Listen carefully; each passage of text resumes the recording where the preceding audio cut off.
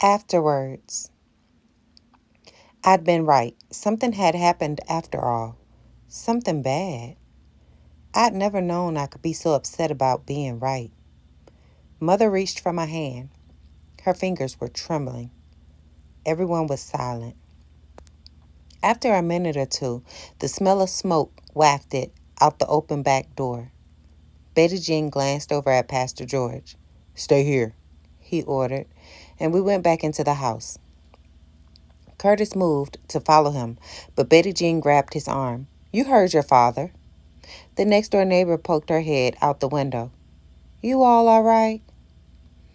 "I think so. Betty Jean choked up and couldn't finish. Liz shook her head. "Marley, if you hadn't said something." I glanced over at Liz. She was biting her lip, but I could still see it quivering. Curtis put his arm around her. Pastor George came back then. Someone threw a brick through our front window. It landed on the couch. From the damage to the living room, there must have been a couple of sticks of dynamite, too. And like a picture in slow motion, I could imagine it. Red leaning out of the window of his car, pitching a rock at us, like he'd done with the eggs. The window shattering like ice on a pond in spring and covering us all with little bits of glass. All of us standing frozen, shocked, glittering, as the sun shone in the ruined window, not noticing the dynamite until it was too late. "We should call the police," said Mother. Betty Jean nodded, but she didn't move. I realized she was crying, great big tears that flowed down her cheeks without making a sound. Pastor George sat down on a stump in the backyard and covered his face with his hands. I imagined, as a pastor, he had experience giving bad news to people, but it must have been different when it was your own wife and son. I knew I should be scared too. We could have been killed. But all I could think was the dynamite is gone, Red doesn't have any more. And no one was hurt. The next door neighbor came out then. She was old and tiny, shorter than me, with white hair and a lined face. "I already notified the authorities," she said. "You just tell me who else you need me to call." Liz's family arrived first.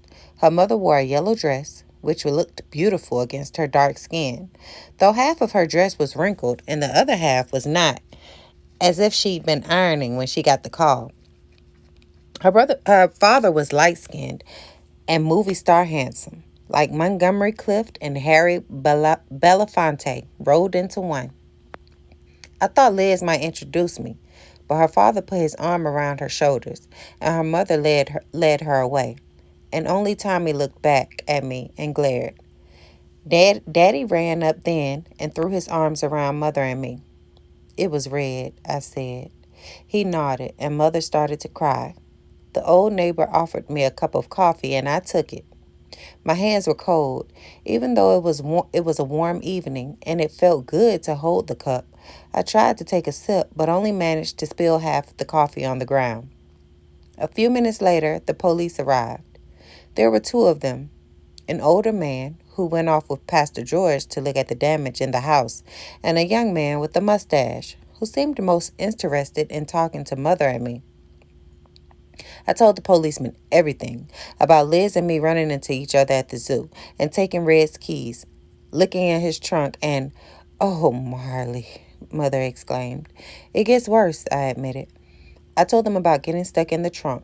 My daddy sucked in his breath as I told them about the letter opener and forgetting the last two sticks and David coming to pick me up. And even though I knew I was going to get in trouble, I deserved to get in trouble. It still felt good to tell. Finally, I took a deep breath. Since I spent so much time in that car, I knew it when I saw it. And you know the rest. Silence again. The policeman gave me an odd look. "Say something," I pleaded. "I know I'm in trouble, but—" Mother began to laugh, then a nervous, hysterical laugh. The police officer glared at Mother. "You don't actually believe this nonsense, do you?" "What?" said Daddy. "It's ridiculous. Stealing keys, climbing into a trunk. Who can believe a story like that?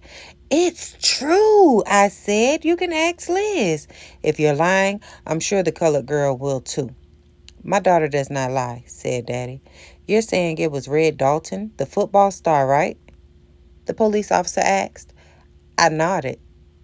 The policeman shook his head. No.